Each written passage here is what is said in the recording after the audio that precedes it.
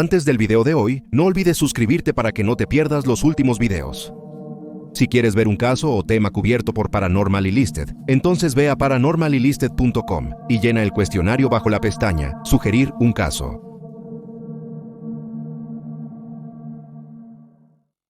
Número 3. Violet Jessop. En 1887, Violet Jessop nació de inmigrantes irlandeses en Argentina. A una edad temprana, contrajo tuberculosis, también conocida como TB, y se le dio poco tiempo de vida. Pero milagrosamente, Jessop viviría una vida larga e interesante, y se le otorgó el apodo de Miss Insubmergible. En el siglo XIX, la TB mató a 1 de cada 4 personas en Europa y América del Norte, por lo que sobrevivir fue una gran hazaña. Tras la muerte de su padre, la madre de Violet llevó a la familia de vuelta al Reino Unido. Luego, su madre comenzó a trabajar en un barco para la línea real de correos. Violet fue enviada a un convento escolar. En ese periodo, la madre de Violet enfermó y no pudo trabajar. Como la mayor de 6 hijos, Violet tuvo que abandonar la escuela de convento y se convirtió en azafata para la línea real de correos. Pronto, empezó a trabajar a regañadientes para la línea White Star. No quería trabajar para la línea White Star porque no le gustaba la idea de viajar por el Atlántico Norte debido a las condiciones climáticas. También había rumores de que los pasajeros en ese trayecto eran demasiado exigentes. Durante el tiempo de Violet con la línea White Star, navegó en muchos barcos, incluyendo el Majestic, el Adriático y el Oceánico. En 1911, abordó el Royal Mail Ship Olympic, dando a Violet su primera oportunidad de ser acreditada como Miss Insubmergible. La White Star priorizaba la comodidad más que la velocidad. Uno era el Royal Mail Ship Olympic, que priorizaba la comodidad sobre la velocidad. Uno era el Royal Mail Ship Olympic y el otro era el barco más famoso del mundo, el Royal Mail Ship. El 20 de septiembre, 1911, durante el 5º viaje del Olympic, navegaba por el estrecho Solent, entre la isla de Wight y Gran Bretaña. En ese viaje a través del Solent, el Olympic estaba comandado por el capitán Edward Smith. El barco tuvo que hacer un giro en S, que se supone permite al crucero británico entrante, el Su Majestad Hawke, correr paralelo al Olympic. Desconociendo cuán amplio estaba girando el Olympic, el Su Majestad Hawke colisionó con el lado de estribor cerca de la popa. Para fortuna de los involucrados en la colisión, la proa del Hawke estaba diseñada para embestir otros barcos. En el Olympic, creó 2 grandes agujeros por encima y por debajo de la línea de flotación, y los compartimentos estancos contuvieron las aguas de inundación. El eje de la hélice también se torció en la colisión. A pesar de los 2 grandes agujeros, el Olympic pudo flotar con una leve inclinación hacia la popa. Logró regresar a Southampton por su cuenta. El Su Majestad Hawke sufrió graves daños en su proa y estuvo cerca de volcar. Pero logró regresar al puerto y fue reparado. Continuó sirviendo 3 años más, hasta su hundimiento en octubre de 1914. Milo estaba en el Olympic durante la colisión. Pero afortunadamente, Violeta y nadie más en el barco resultó herido o muerto porque estaban disfrutando de las comodidades del barco en el momento del impacto. El Royal Mail Ship Olympic requirió 6 semanas de reparación, dejando a Violeta sin trabajo y en búsqueda de un nuevo empleo.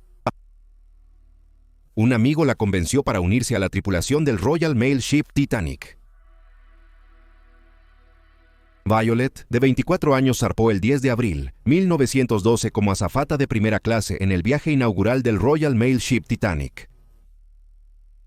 El Royal Mail Ship Titanic, bajo el mando del capitán Edward Smith, navegó por 4 días en el Océano Atlántico, como es bien conocido. Justo antes de la medianoche del 14 de abril, el barco insumergible chocó con un iceberg. Poco después, el Titanic dijo que pediría ayuda porque se estaban hundiendo. Cuando el barco chocó con el iceberg, Violeta y la mayoría de los pasajeros se alistaban para dormir. Violeta descansaba adormilada y cómoda en su litera. Fue despertada abruptamente por el sonido de la colisión y se le ordenó subir a cubierta. Por el bien del barco, se le dijo que mantuviera a los pasajeros tranquilos mientras la tripulación cargaba los botes salvavidas. Después fue puesta en el bote salvavidas 16. Justo antes de ser bajada a las aguas heladas, le entregaron un bebé para que lo cuidara. El Royal Mail Ship Titanic se hundió 2 horas y 40 minutos después de colisionar con el iceberg.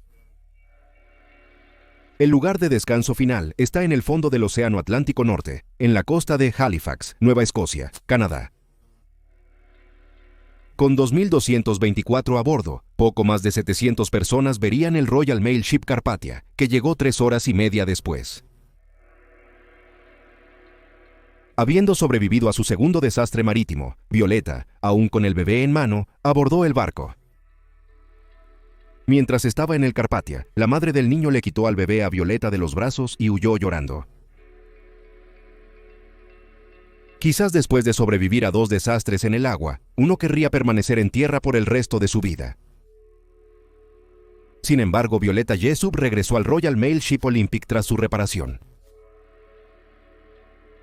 Sirvió en el barco durante otros 2 años hasta que estalló la guerra en Europa. Violeta entonces decidió que era hora de centrarse en estar en tierra. Se entrenó como enfermera de ayuda voluntaria para la Cruz Roja Británica, pero como la suerte lo tendría, fue enviada de vuelta al océano. En 1916, Violeta estaba a bordo del His Majesty's Hospital Ship Britannic.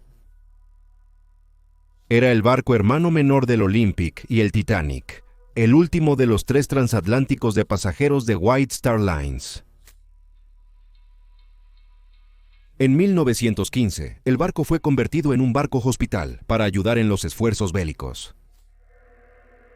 Saliendo de Southampton el 12 de noviembre de 1916, el Britannic se dirigía a las condiciones climáticas que retrasaban el barco. El Britannic finalmente llegó a las condiciones climáticas que retrasaban el barco. El Britannic finalmente llegó al Canal Key, un pasaje en las islas griegas. En la mañana del 21 de noviembre de 1916, una explosión sacudió el barco. El Britannic había golpeado una mina que fue plantada por un SMU-73 alemán casi un mes antes. La explosión ocurrió mientras la mayoría desayunaba en el comedor. Los médicos y enfermeras acudieron de inmediato a sus puestos. Pero otros en el barco pensaron que habían chocado con un pequeño barco. Lo que no sabían era que el lado de estribor había comenzado a llenarse de agua. El barco empezó a escorar a estribor debido al grave daño en los compartimentos estancos. Con el barco hundiéndose rápidamente, el capitán pudo ver la llave de la Isla Verde y decidió navegar el barco, con la esperanza de varar el buque dañado. Con el Britannic inclinado hacia estribor, el capitán ordenó aumentar la velocidad del barco. En ese instante, la tripulación alistaba los botes salvavidas, pero no se les ordenó bajarlos. Mientras el capitán intentaba llevar el barco a tierra, sus maniobras lo inclinaron aún más. Temiendo una inclinación excesiva del barco, la tripulación bajó los botes salvavidas desordenadamente. A medida que el barco se inclinaba hacia el lado de estribor, las hélices del barco que ahora se hundía estaban en el lado de babor y habían emergido parcialmente. Sugirieron 2 botes salvavidas y picaron a todos y todo a bordo. Al ver las islas como ya no una esperanza, el capitán ordenó que se detuvieran los motores y ordenó a todos abandonar el barco. 35 botes salvavidas se lanzaron con éxito mientras el Britannic volcaba por el lado de estribor. Minutos después, la popa del barco comenzó a elevarse hacia el cielo y las hélices salieron del agua. Aunque las hélices habían sido apagadas, las hélices continuaron girando y succionaron los botes salvavidas, mientras la popa continuaba elevándose. Violet estaba en uno de estos botes salvavidas y tuvo que saltar. Desafortunadamente, sufrió una terrible lesión en la cabeza, pero sobreviviría. A las 9:07 de la mañana, el His Majesty's Hospital Ship Britannic se hundió bajo las olas y se convirtió en el barco más grande perdido en la Primera Guerra Mundial. De los 1.066 pasajeros, milagrosamente, solo 30 hombres perecieron. Violet había sobrevivido a 3 desastres de barcos antes de cumplir 30 años. Asombrosamente, Violet, ahora llamada Miss Insumergible, continuó trabajando para la White Star Line. Se uniría a la Red Star Line y luego a la Royal Mail Line. En 1950, se retiró de los viajes y se estableció en un pueblo en Suffolk, Inglaterra. Años después de su retiro, en una noche de tormenta, Violet recibió una misteriosa llamada de un desconocido.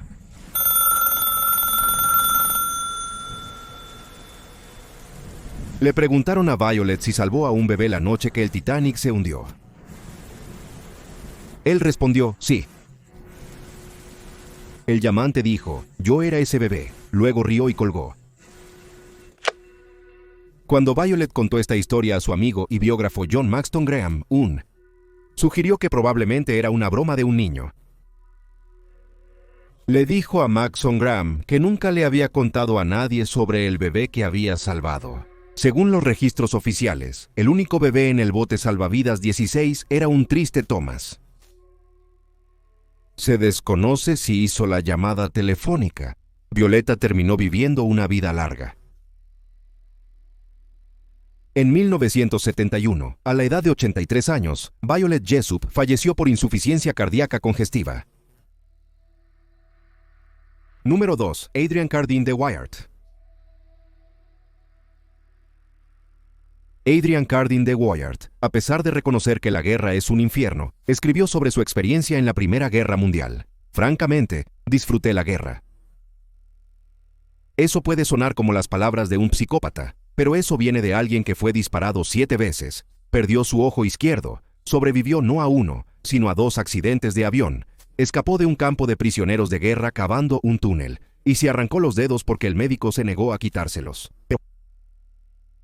Pero la increíble historia del Cardenal Worth no comienza en la Primera Guerra Mundial. En 1899, 2 repúblicas Boer, la República Sudafricana y el Estado Libre de Orange, estaban en guerra con el Imperio Británico. El conflicto es comúnmente conocido como la Segunda Guerra Boer. El hallazgo de oro en territorio Boer fue la causa principal de la guerra. El descubrimiento llevó a un aflujo de ciudadanos británicos inmigrando a la zona, y trataron de proyectar sus políticas e ideologías sobre la gente nativa. Cuando finalmente estalló la guerra, Adrian Curran de Wyatt, de 19 años, tuvo su primera experiencia de combate. Curran de Wyatt fue desplegado con el Middlesex Yeomanry, un regimiento de caballería voluntario del ejército británico, y fue enviado a lo que hoy es Sudáfrica. Durante la batalla, Curran de Wyatt recibió disparos en el estómago y en la ingle. Debido a sus heridas, fue enviado de regreso a Inglaterra, y no a una bienvenida de héroe, sino a un padre enojado. Su padre desconocía que abandonó la universidad para alistarse en el ejército británico. Karen de Wyatt había usado un nombre falso, Trooper Carden, y afirmó que tenía 25 años cuando se alistó en el ejército. Pero, con la bendición de su padre, se permitió a Karen de Wyatt permanecer en el ejército y volvería a ver acción militar en Sudáfrica. El 16 de julio de 1904, fue promovido a teniente supernumerario y nombrado ayudante de campo del comandante en jefe, Karen de Wyatt. Llamó a los 10 años antes de la Primera Guerra Mundial sus días de gloria y se centró en la aptitud física y en jugar al polo. Después del asesinato del archiduque Franz Ferdinand, el 28 de junio, 1914, Europa se sumió en una guerra de 4 años que luego se conoció como la Primera Guerra Mundial. Karen de Wyatt fue enviado a una guerra de menor nivel en la que el ejército británico asistió a las fuerzas etíopes e italianas. Mientras desplegaba la campaña de Somalilandia, Carton de Wyatt recibió 2 disparos, uno en el brazo y otro en la cara. Destruyó su ojo izquierdo y parte de la oreja. Los médicos destruyeron su ojo izquierdo y parte de su oreja. Los médicos no pudieron salvar su ojo, así que lo enviaron de regreso a Inglaterra. Esto resultó ser afortunado para Carton de Wyatt, pero usamos el término afortunado muy a la ligera. Porque pudo luchar en Europa, donde ocurría la verdadera acción. Tras recuperarse y obtener un ojo de vidrio, fue declarado apto para el servicio médico. Tras ser declarado apto, arrojó su ojo de vidrio por la ventanilla del taxi y se colocó un parche ocular. El parche en el ojo se volvería parte de su apariencia icónica. Adrian Curran de Wyatt fue enviado al frente occidental en 1915 y participó en la Segunda Batalla de Ypres. El ejército alemán bombardeó, destruyendo su mano izquierda. Mientras los médicos intentaban salvar su mano, él arrancó 2 dedos porque se negaron a amputarlos. Ese mismo año, los médicos le amputaron la mano por completo. A pesar de múltiples lesiones, como la pérdida de su ojo izquierdo y mano, fue autorizado médicamente para volver a la guerra. En 1916, Curran de Wyatt fue promovido a comandante del 8º Batallón, Regimiento de Gloucestershire. Aunque era comandante, eso no le impidió ensuciarse su única mano buena. Los soldados relataron que durante la batalla de Somme, Curran de Wyatt estaba en las trincheras con ellos, quitando los pasadores de las granadas con los dientes y lanzándolas con su única mano al enemigo. Sus acciones inspiraron a sus soldados y fue condecorado con la Cruz Victoria. Tras la Primera Guerra Mundial, Adrian Karin de Wyatt fue enviado a Polonia como segundo al mando de la misión militar británico-polaca. En 1919 cautiverio en Lituania. El 20 de agosto estuvo en cautiverio en Lituania. El 20 de agosto viajaba en un tren de observación. De repente, el tren fue secuestrado por un grupo de cosacos que, según la Enciclopedia Británica, son personas que habitan en las tierras del norte de los mares Negro y Caspio. Karin de Wyatt solo estaba armado con un revólver, pero intentó detener el secuestro. Karin de Wyatt cayó del tren a las vías mientras luchaba con los secuestradores. Pero logró saltar de nuevo al tren en movimiento y manejar al resto de los secuestradores. Karin de Wyatt luego se estableció en Polonia y planeó vivir una tranquila vida civil. Pero entonces, el 1 de septiembre de 1939, por órdenes del Führer de Alemania, Adolf Hitler, las fuerzas nazis invadieron Polonia. Sin importarle esos nazis, Adrian Curran de Wyatt recuperó su posición en el ejército británico y proporcionó asesoramiento militar a Polonia. Posteriormente, como general de división, dirigió una campaña en Noruega donde un hidroavión tuvo que aterrizar forzosamente por un ataque alemán. Luego fue enviado a Irlanda del Norte para comandar la División 61. Mientras Hitler se preparaba para invadir Yugoslavia en 1941, Karin de Wyatt fue nombrado general de división de la misión militar británica en Yugoslavia. Al salir de Malta y dirigirse a El Cairo, Egipto, el avión en el que volaba sufrió una falla doble en el motor. El avión se estrelló a 1 milla de la costa libia controlada por Italia. Curran de Wyatt quedó inconsciente, pero recuperó la conciencia cuando el agua fría inundó el avión. Sin otras opciones, Curran de Wyatt y el resto de la tripulación nadaron alejándose del avión que se hundía hacia tierra.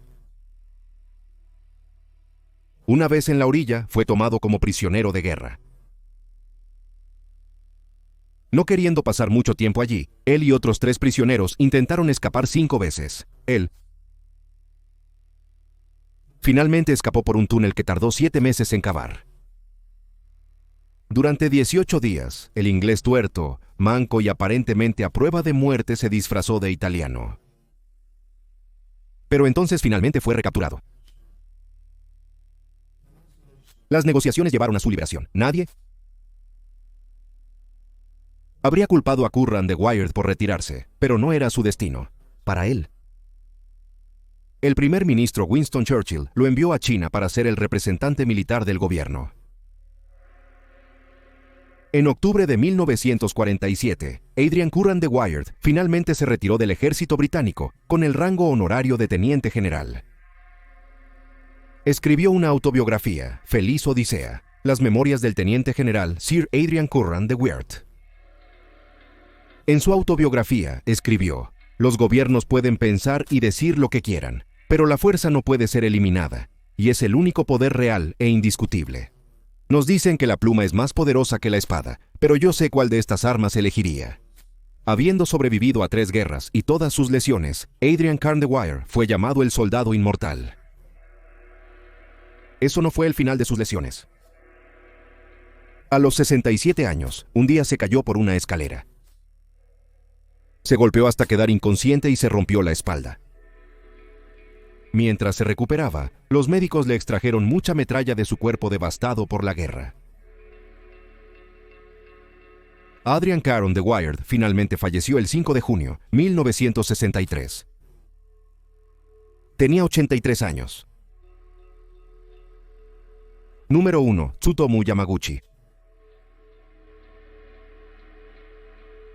A diferencia de las otras personas en esta lista, Tsutomu Yamaguchi no buscó la batalla, ni tenía un trabajo arriesgado en el agua. Trabajaba para Mitchell Baja California Heavy Industries como ingeniero de petroleros. Pero la guerra lo alcanzaría. Nacido en marzo de 1916 en Japón, vivió una vida sin incidentes hasta que tenía 29 años. Se preparaba para regresar a casa después de un viaje de negocios de 3 meses. Fue al astillero por última vez para inspeccionar el nuevo petrolero en el que habían pasado el verano trabajando. Luego vieron un avión volando por encima. Era un bombardero B-29 estadounidense. El avión lanzó un objeto pequeño con un paracaídas. Mientras observaba caer el objeto al suelo, un destello de luz llenó el cielo.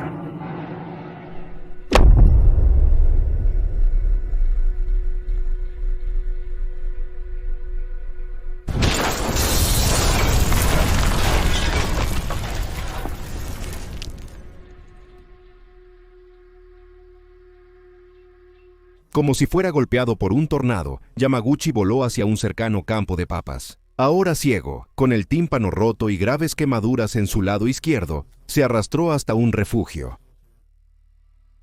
Recuperó la visión en el refugio. Tras una pausa, buscó a sus compañeros. Afortunadamente sobrevivieron y pasaron la noche en un refugio antiaéreo. ¿Mencioné la fecha? Probablemente ya lo adivinaste, pero fue el 6 de agosto de 1945. Unos años antes, temprano en la mañana del 7 de diciembre de 1941, las fuerzas japonesas lanzaron un ataque sorpresa a la base naval de los Estados Unidos en Pearl Harbor en Honolulu, Hawái. 2.403 estadounidenses. Personal murieron ese día.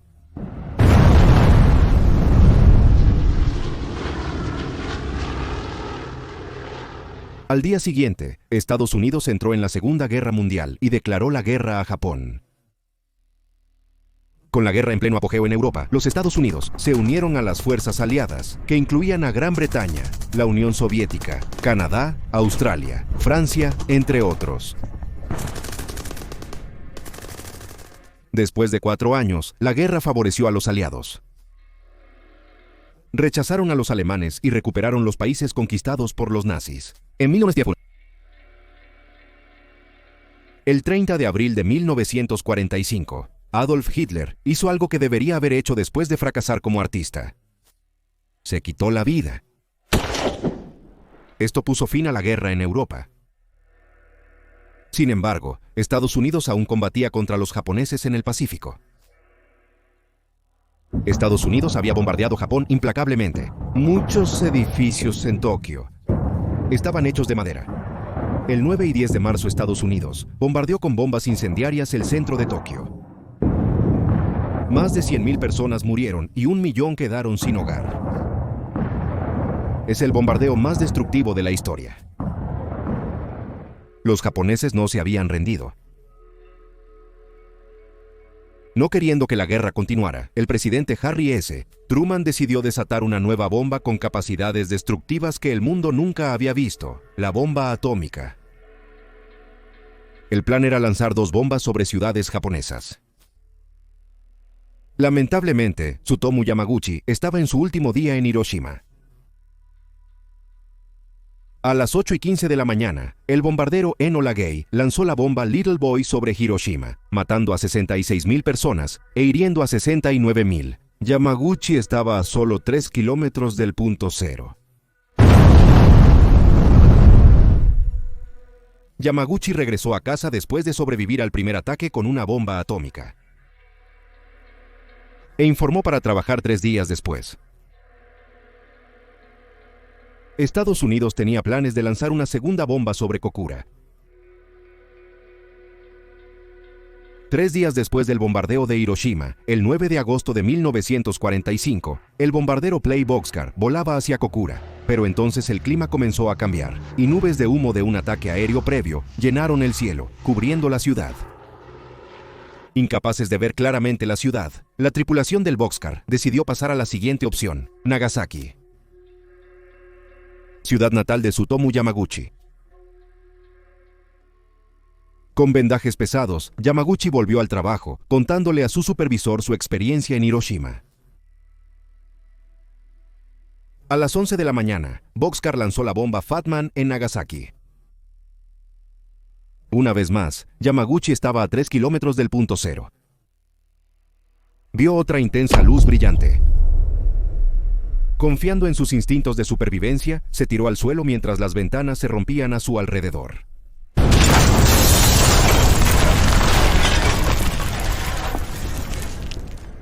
Todas sus vendas fueron arrancadas y recibió otra oleada de radiación. Sorprendentemente, Yamaguchi sobrevivió a su segunda explosión de bomba atómica casi ileso.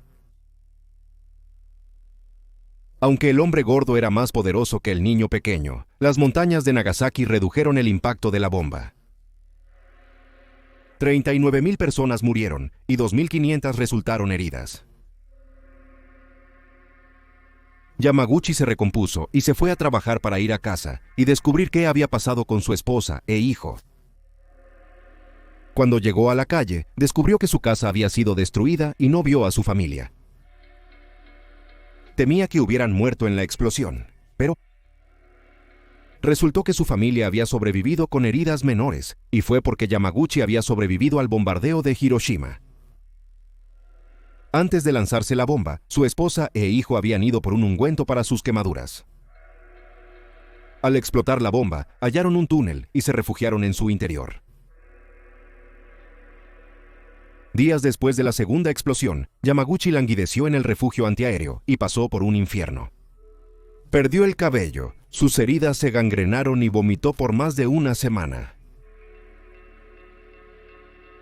Se recuperó paulatinamente de las heridas y la exposición a la radiación, y siguió viviendo una vida normal. Continuó trabajando como ingeniero para Mitsubishi y tuvo 2 hijas con su esposa. Tras los ataques atómicos, Japón se rindió, finalizando la Segunda Guerra Mundial. Tsutomu Yamaguchi habló sobre su experiencia en Hiroshima y Nagasaki hasta los años 2000. Escribió poesía para lidiar con sus sentimientos sobre el tema. Su memoria se convirtió en parte del movimiento antiarmas atómicas y habló frente a las Naciones Unidas sobre el desarme nuclear. Aunque no es la única persona que afirma haber sobrevivido a ambos ataques, es la única persona oficialmente reconocida por el gobierno japonés por sobrevivir a los bombardeos de Hiroshima y Nagasaki. Recibió esa distinción en 2009 y fue nombrado persona bombardeada 2 veces. Desafortunadamente, su celebración fue efímera. En 1900, Tsutomu Yamaguchi murió de cáncer de estómago el 4 de enero de 2010. El 4 de enero de 2010, Tsutomu Yamaguchi murió a la edad de 93 años.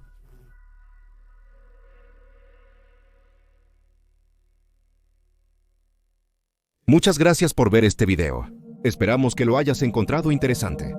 Si te interesó, suscríbete. tendremos un nuevo video sobre lo paranormal cada semana.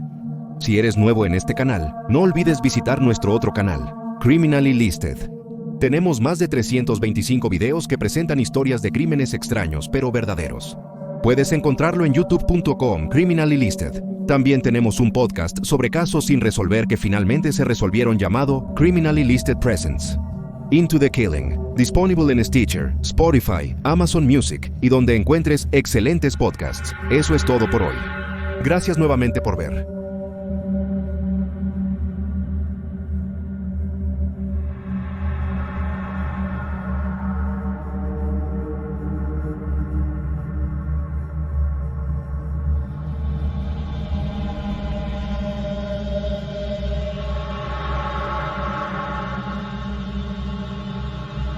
Gracias